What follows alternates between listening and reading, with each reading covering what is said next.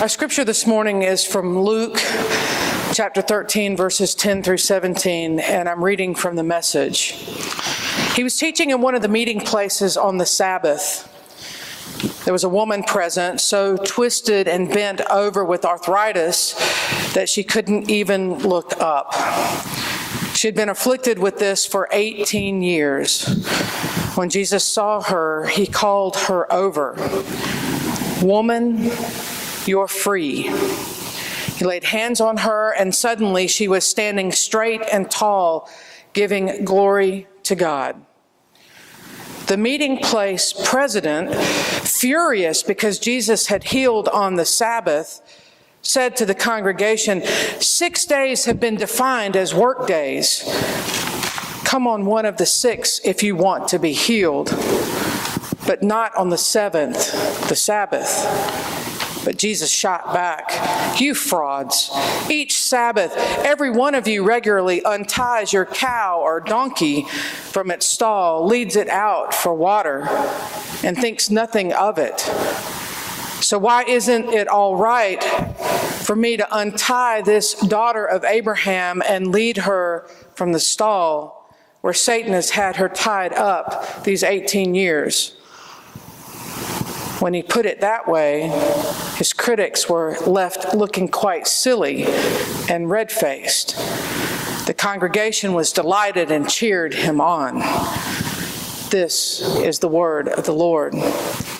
Thanks be to God. If you would, please pray with me. Gracious God, may the words of my mouth and the meditations of all of our hearts be acceptable to you this day, our rock and our Redeemer. Amen.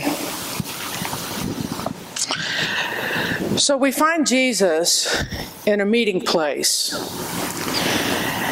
and he's teaching the people as rabbis would do. And he happens to notice this unnamed woman who's bent over with arthritis. And he calls the woman over, and he doesn't say, "Woman, you're healed." He doesn't even tell the woman to stand up straight. He says, "Woman, you're free."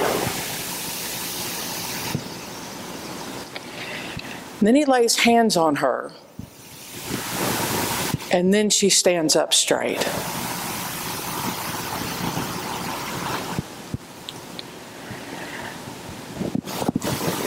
And of course, that ticked some people off. They didn't like it. The president of this meeting place gets all in a dither. "I can't believe you would heal somebody on the Sabbath. Are you kidding me? Don't you know the law?" And then Jesus kind of comes back at him a little bit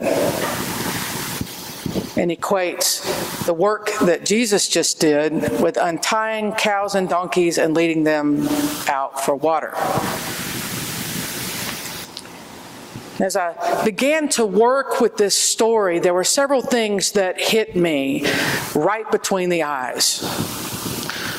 One is this idea that we create dogma, rules, regulations around how we're supposed to be in church, in worship. What does it mean for us to gather together as a congregation? We have rules. We follow the rules. And these rules are important. We give you an order of worship so that you don't violate the rules, because we have ways of doing things, and this has to come before this, and this has to come before this, and if we mix up the order, we might not get it right because we have to follow the rules.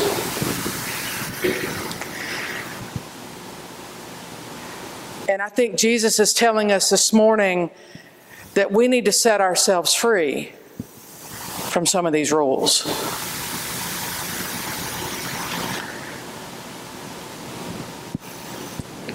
What the president got so upset about was this idea of doing any kind of work on the Sabbath. He didn't have a problem with the woman being healed. Notice that. He says, come back any other day to be healed. He doesn't have a problem with the fact that Jesus wanted to help her stand straight up again. That wasn't his issue. It's the fact that he did it on the Sabbath.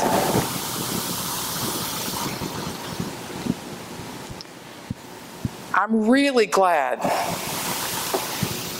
that no one looks at all the things that I do on the Sabbath. We would really be in trouble.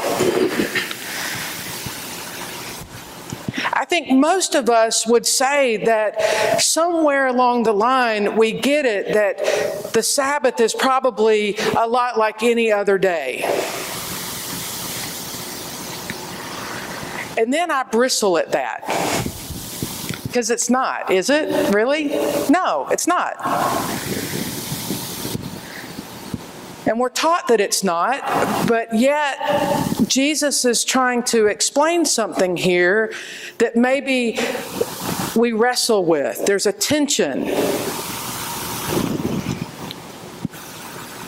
When he shoots back at the president of this meeting place and he says, you untie your donkey and your cow and you give them water, is he really saying it's okay to work on the Sabbath? Or is he saying you're bound up by your own rules? Or is he saying both? Sometimes when I read Luke, I end up in this loop, and it drives me crazy because Luke has this way of writing in things that just loop back on themselves. This idea of we understand that the Sabbath should be holy, and yet Jesus is saying, maybe not as holy as you want it to be or you think that it ought to be, and yet he turns right around later and says the Sabbath should be holy. We find this pattern consistent throughout Luke, and it will make your head spin, because then where do you land?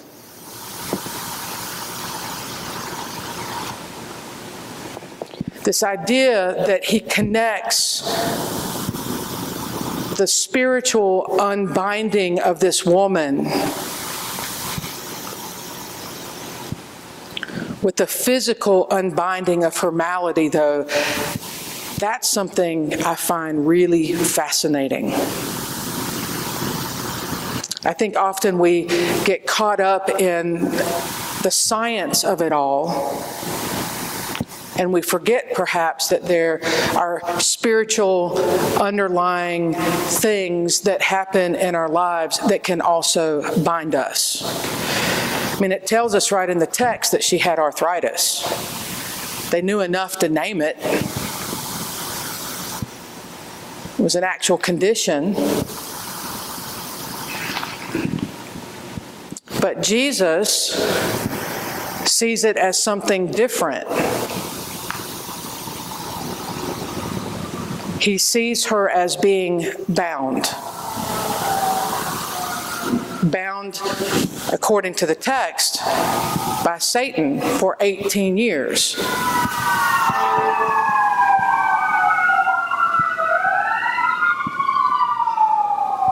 So what do we do when we feel bound? Where do we turn? Where do we put our energy? Whether it's the Sabbath or whether it's Monday through Friday or whatever day we call the Sabbath, Saturday and or Sunday, what do we do when we're bound? Where do we go? I would like to think that coming to church is exactly where we would go to be unbound. That perhaps what Jesus is trying to get at is what better place and what better day than on the Sabbath and in worship than to be unbound here. If we're going to be unbound, why not then?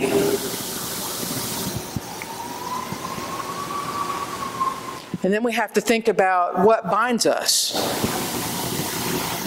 This was a little more difficult for me because my list is a little long. I don't know which one to choose from. I think we're bound by all kinds of things, material things. I don't know about you guys, but I think I'm bound by my television. I'm not, and I mean that kind of seriously. Every time I try to convince myself that turning off the television would be a good thing because, I don't know, it's 10:30 and I probably should go to bed. And then it's 11:30 and I probably should go to bed. And then it's 1 o'clock and I'm going, why did I stay up this late? It's because I couldn't turn the television off. And we don't even have cable.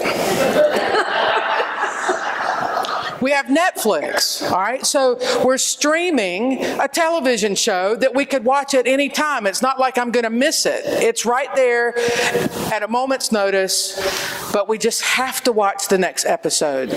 We have to see what's going to happen. And I know by your laughter that you can relate. So why do we do this? We get bound up in these things.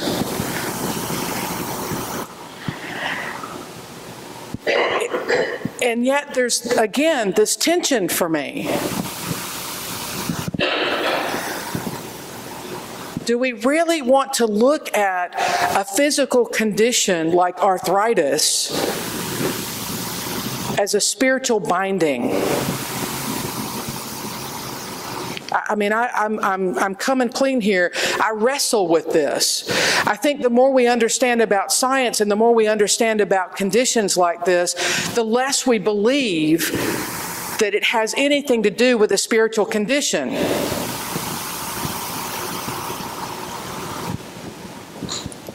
And so I'm wondering if we're putting our faith in the wrong entity. When we go to the doctor because we're bent over and we can't look up,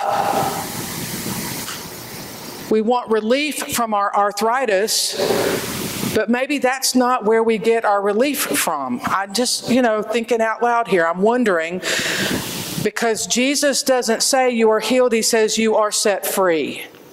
You are free. And these words, they're really getting at something that I don't think I fully understand. What does it mean to be completely set free from something?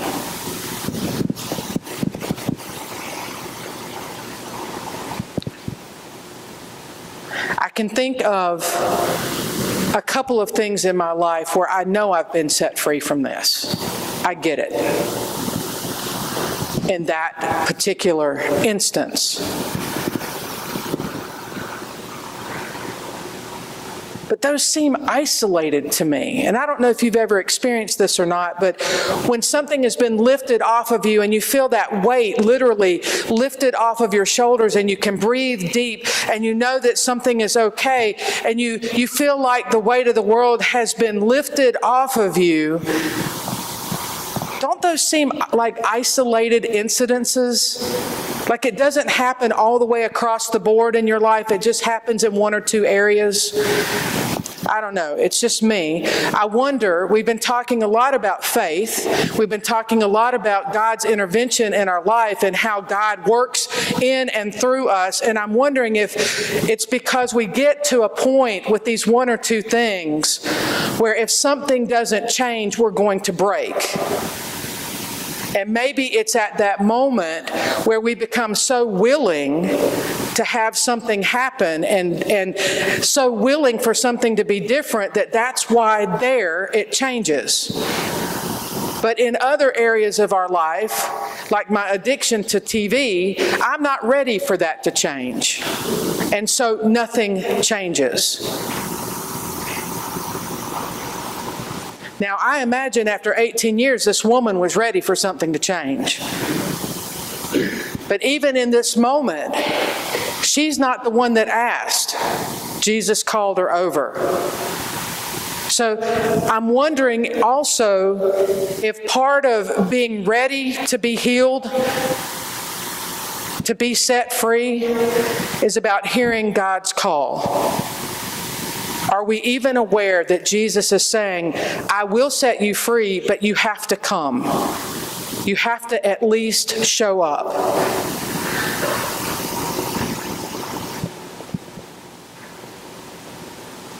I think often I'm more like the president of the meeting place. I like rules. I like to follow the rules. It orders my chaos. It makes sense to me. But I want to be more like Jesus. I want to be more like the one who says, come, let me help you figure out a way to be set free.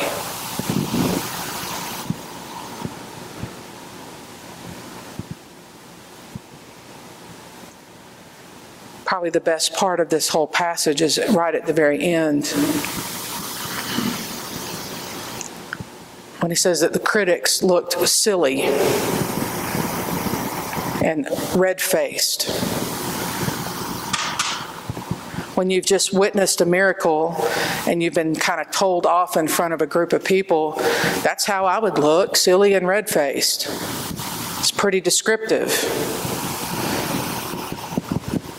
But it also says that the congregation was delighted and cheered him on.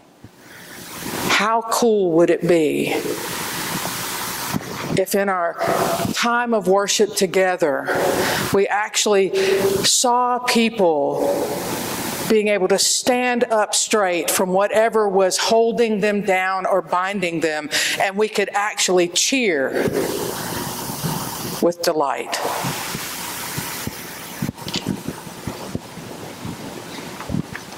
That would be amazing.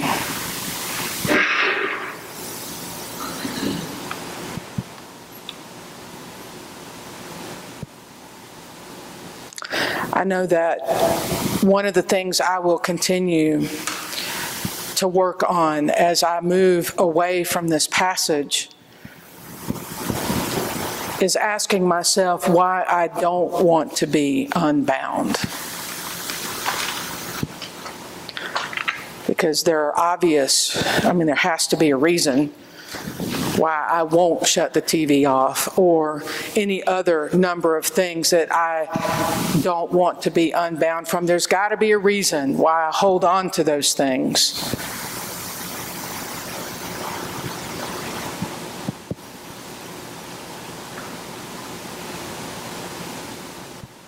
What does it take for us to be unbound? To get rid of the rules, to get rid of the dogma, to be able to gather together as a community of faith to celebrate our victories. I think this is why our time of joys and concerns is the most precious time to me in our service. Because we may offer up a concern one Sunday, and then the very next week we hear a joy around that concern. To me, that's the process of being unbound. Maybe we just don't call it that, and maybe we should. Spiritually unbound.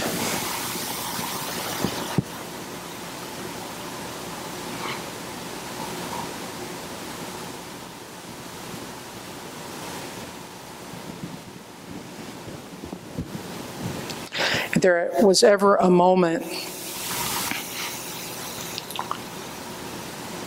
that you questioned whether or not God intervenes in your life, go back and take an inventory and see if there are moments where you felt like all was lost and then suddenly you had hope.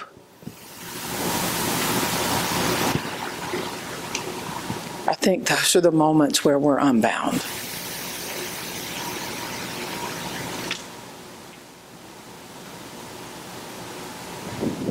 I think that's pretty powerful.